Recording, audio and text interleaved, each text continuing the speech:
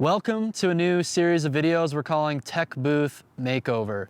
I want to give you guys some context. So right behind me is South Fellowship Church.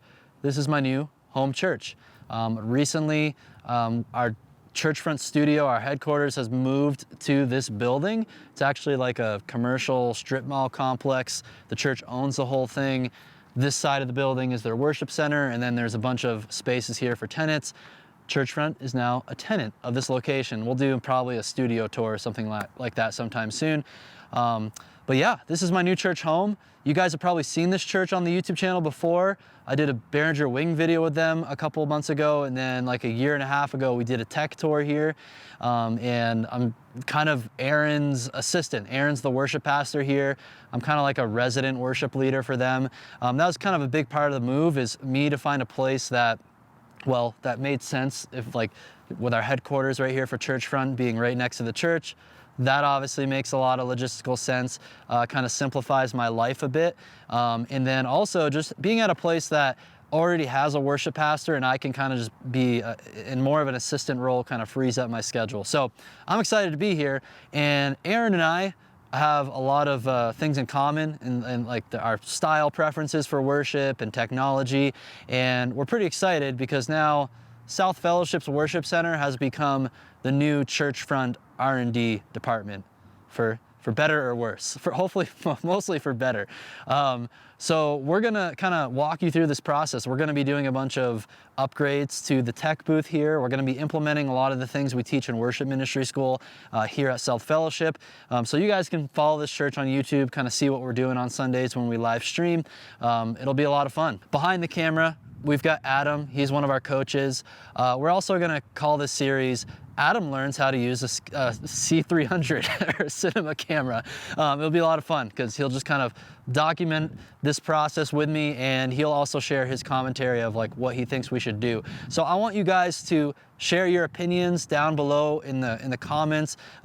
This is a journey. I mean, I've already kind of made some decisions. Aaron and I have made some decisions on like what we're doing with the tech setup, but it'll be kind of cool to hear your feedback as we build out this system. So let's head on inside. So this is Aaron. Come on in. Okay. Welcome to Aaron's office. How's it going? So we're doing a series. You know how we're doing these improvements to the tech booth? Yeah. I was like, let's film everything, like what we're doing, and also kind of get all their opinions and feedback on like what we're doing. Okay. So then we can kind of source out some ideas. I mean, we've already kind of decided on some key strategic things about it, but like it'll be fun to hear people's just ideas. So I think it's always cool to read the comments. Yeah, so absolutely. This is Aaron, the worship pastor at this church, and I am the assistant to the worship pastor. Comical, right? Comical. Aaron's minion. All sorts of great titles. You guys should come up with some titles, but it's a lot of fun. We had our first Sunday leading worship together this Sunday, and that was a blast. And then this Sunday you're preaching, I'm leading worship, so it's going to be a fun, we just got a fun team together, I feel like, for moving forward. So Yeah. some of the big picture things we were thinking about with our tech booth is obviously you've got a couple of key roles. We've got live sound engineer at the Behringer Wing, then we've got presentation operator, and we decided we're going to consolidate that down with lighting operator, and then we've got broadcast mix engineer, and then we got video switching. And we kind of decided it would be cool to have like a separate broadcast suite somewhere. Maybe someday we might do that. I don't know. But initially it makes the most sense to keep everything still in the tech booth. We got the space for it. I'll show you guys kind of what we're working on. But we just want to keep it like a couple things. We want to make sure that we make everything kind of located in that one location in case if there's only one or two people to run it, it's all right there. They don't have to worry about bouncing back and forth between rooms. And then also we want to have the ability to manually operate things like presentation, lighting, etc., but also be able to automate things as well, just depending on the week and what we're going for. So, Totally. Yeah, I don't know. Anything else? Yeah, I mean, I think that's really important, like one of the facets of like some special events. Yeah. Some special events, you definitely want to be able to operate the whole booth with just very few people. And so making sure everything's, you can go that route, or you can do a full Sunday morning setup and expand it and have all those different options. And then it did seem like, we have a decent amount of space in there, but then we have a lot of screens and a lot of like actual counter space stuff that's being taken up. And so we feel like, especially consolidating lighting and lyrics, that's going to like free up a whole space. Meanwhile, our workflow doesn't actually change that much because most of the lighting cues are pre-programmed anyway. And so we could automate that and connect it to ProPresenter and cue all that stuff and save more space in the booth. Yeah. So, yeah, I mean, the idea is to build for expansion and also be able to do everything that we currently are doing. So we're in the lobby of the church right now. One thing I'm really excited about doing in the near future is hosting Churchfront live workshops. Now that our studio is like right next door and then we have the space here, we can have these kind of mini conferences. So if you're interested in that sort of thing, let me know below in the comments. Would you come to Colorado for like hands-on training for live streaming, broadcast, mixing, etc.? If so, if there's enough interest, we'll start doing that. Welcome to the South Fellowship Church Tech Booth. You guys, again, you've seen this before. We have a pretty in-depth tech tour of this whole setup. Of course, some things have changed since then. The wing is new, and man, I've spent like 10 to 12 hours on this mixing console, and I love it. I thought the wing was kind of overrated when it first came out, and then I actually used it for a while, and I'm like, I think it's underrated. Really, really great mixing console. Probably my #1 recommendation for new mixing consoles for churches right now. And then the Allen Heath SQ5, SQ6, whichever one you want to go there. Those are my favorite. But I think I would go for this one first because of the value. So mixing console. Over here we've got the ProPresenter lyrics operator computer, and that's really pretty much all it's doing. Over here we've got a computer that's running ATEM control software, running a Production Studio 4K back there. And then it's kind of funny, we're using the ATEM Mini Pro simply for streaming encoding, and that's it. Eventually, I want to transition us to a array encoder, do more multi-streaming, stuff like that, have it more automated. But the ATEM Mini Pro, it's pretty much just a encoder. We're sending the program feed right now into input 1, and then it's just getting sent to YouTube. We're only streaming South Fellowship to YouTube right now. And then, yeah, like I said, this is multi-views usually here on Sunday, so the video switcher sees what's going on. And then over here, this computer is being used for lighting software right now. It's a PC, and then I'm not sure what the lighting software, not even sure what this lighting software is even called. And then over here, what we've been doing the past couple weeks, we just introduced, actually just last week, or 2 weeks ago, we started using Ableton to do our live stream mix. And I put a laptop right here, and I've been mixing. So right now, we're kind of like, it's mostly temporary solutions. We want to kind of rethink this whole area. Where we're going to have pretty much the same workstations, like the same number of people be able to run these things. Actually, I want to take that back. The lighting workstation, we want to consolidate that to the same computer running ProPresenter, because again, it's like, I think there's a way we can consolidate to that. That's a one computer. I want to use the light key. We can do some more lighting automation cues via MIDI, whether that's from Ableton or light key. And then I also want to have it set up so over here, like, so let's say we're still going to have our, lyrics operator running ProPresenter, but then I can have another monitor right here and then get some sort of like MIDI controller that could control light keys, so that if someone's operating ProPresenter, someone else could manually go through and operate light key if they want to. So does that make sense, Adam? Do you think, like, can you see a reason why, like, I mean, maybe someday we would put light key on a separate computer, but right now I think having a Mac Mini here, ProPresenter and light key, that's pretty much its main job. It'll work pretty well. Yeah, especially if you have, like you said, a MIDI controller. You don't have to see all the nitty-gritty details of the software to hit next.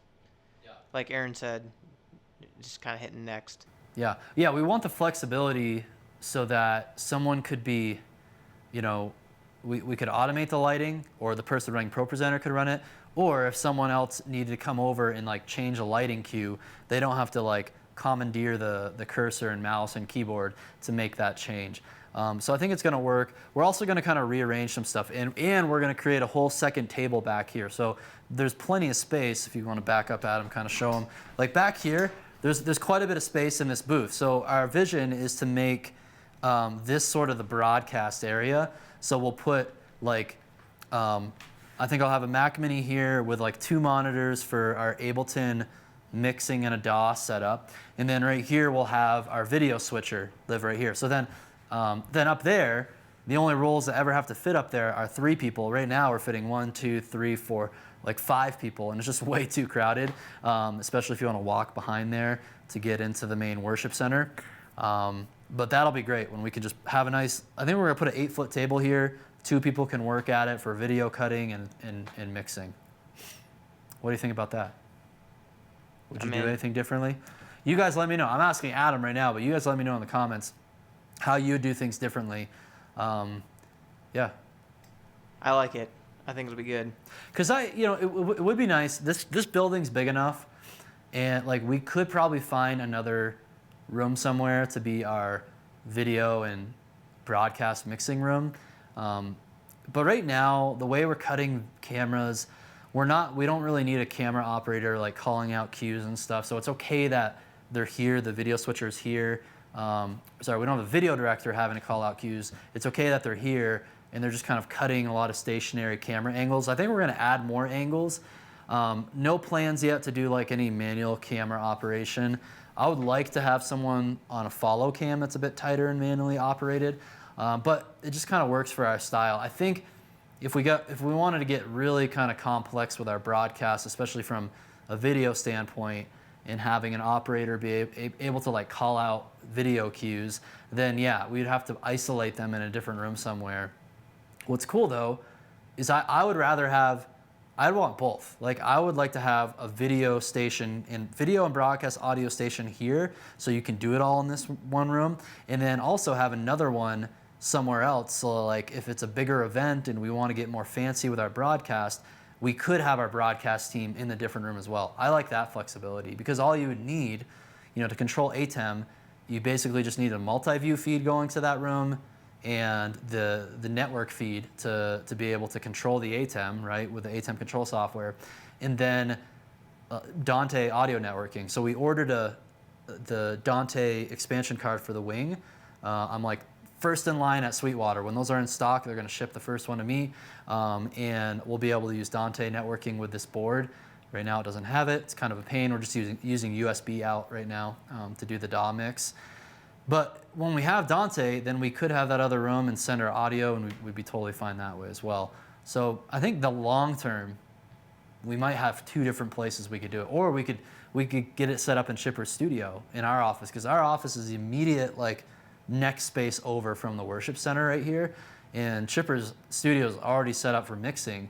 If we just put a TV above his desk with a multi-view, then we could also cut video in there as well. So I'm having a fun time dreaming about this stuff. I'd be really interested to hear more of your guys' ideas and feedback. But so now what we'll do is let's actually head over and grab the new gear that I purchased already. I'll kind of show you like what direction we're heading with some of these computers. Oh, those dongles. You always need your dongles. All right, so phase 1 of the improvements, this makeover, is some computer upgrades. So right here, this iMac it's kind of dated. It's a 2014, 2015. It only has like Thunderbolt 2. Aaron and I came in here the other day.